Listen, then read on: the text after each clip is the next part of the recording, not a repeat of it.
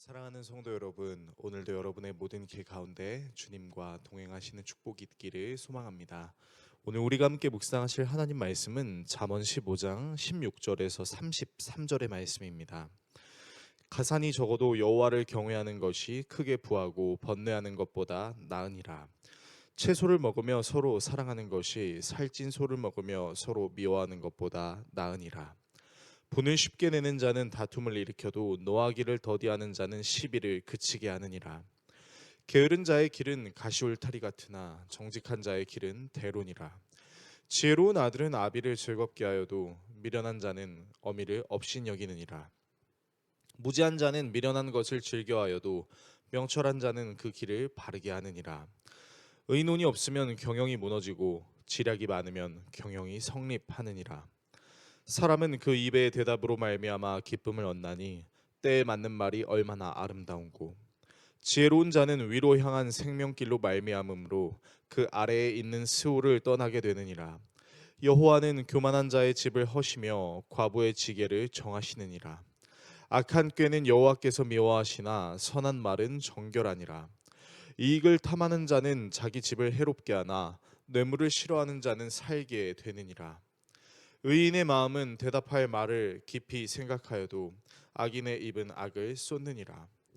여호와는 악인을 멀리하시고 의인의 기도를 들으시느니라. 눈이 밝은 것은 마음을 기쁘게 하고 좋은 기별은 뼈를 윤택하게 하느니라. 생명의 경계를 듣는 귀는 지혜로운 자 가운데 있느니라. 훈계받기를 싫어하는 자는 자기의 영혼을 경히 여김이라. 견책을 달게 받는 자는 지식을 얻느니라. 여호와를 경외하는 것은 지혜의 훈계라.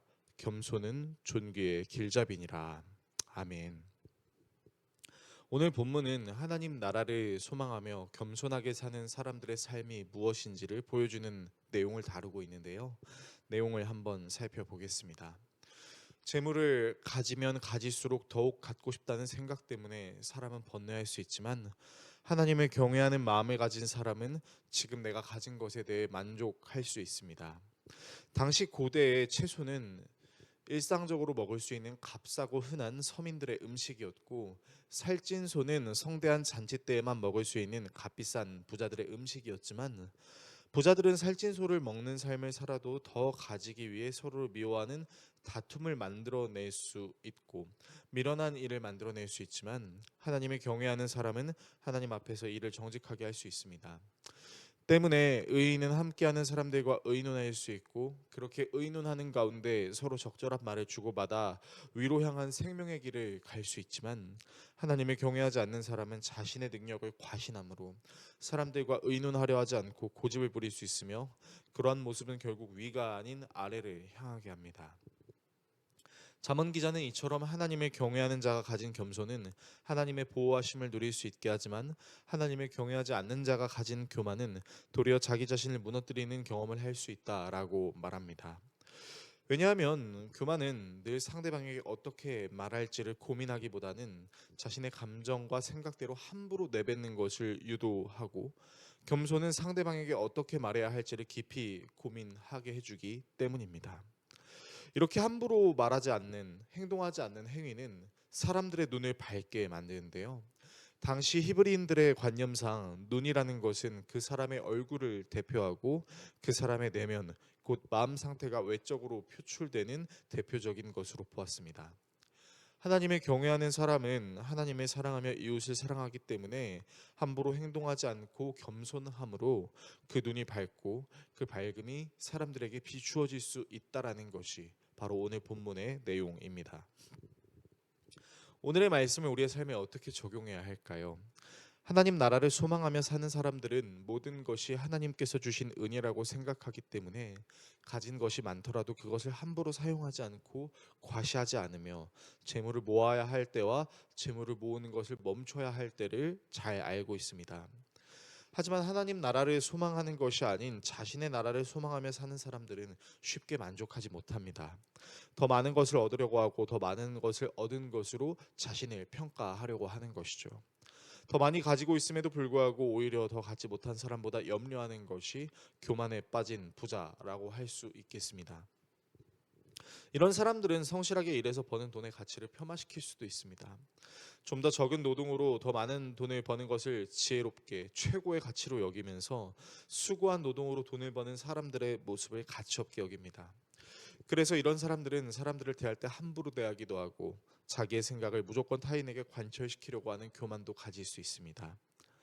게다가 이런 사람들은 마치 얼굴에 나는 그런 사람입니다 라고 쓰고 다니는 것 같은 느낌을 주기도 합니다. 마치 우리 시대에 관상은 과학이다라는 말이 있는 것처럼 말이죠. 하지만 하나님 나라를 소망하며 사는 사람들은 하나님께서 오늘 나에게 일용할 양식을 주신 것을 믿으며 오늘 나의 삶에 하나님의 영광이 드러나기를 원하며 오늘 나의 삶에 하나님의 다스리심이 있음을 간절히 원합니다. 예수님이 기도를 가르쳐 달라는 제자의 말에 주기도문을 가르쳐 주셨던 것을 기억하면 예수님의 기도는 하나님의 다스리심을 구하는 것, 그리고 오늘의 삶을 살아가면서 필요한 것들, 그리고 시험에 빠지지 않도록 도우시는 은혜들을 요구하는 것들이었죠. 이처럼 하나님을 경외하는 겸손은 오늘 나를 도우시는 자족을 날마다 느끼며 살아가는 삶입니다. 당장 내게 무엇이 없다라고 불안한 것이 아닌 나를 포기하지 않으시고 나를 늘 채워주시는 주님을 날마다 신뢰하며 만족함으로 나와 함께 하시는 하나님을 자랑하는 삶입니다. 우리의 겸손이 하나님의 영광을 드러내며 하나님의 다스리심을 드러낸다는 사실을 믿음으로 오늘도 겸손으로 자족할 수 있는 우리 모두가 될 수 있기를 예수 그리스도의 이름으로 축원합니다. 기도하겠습니다. 우리를 사랑하시는 하나님, 하나님의 경외하는 겸손은 우리에게 진정한 자족이 무엇인지를 가르쳐 줍니다.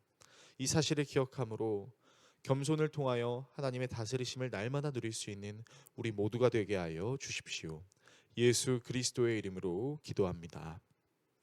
아멘.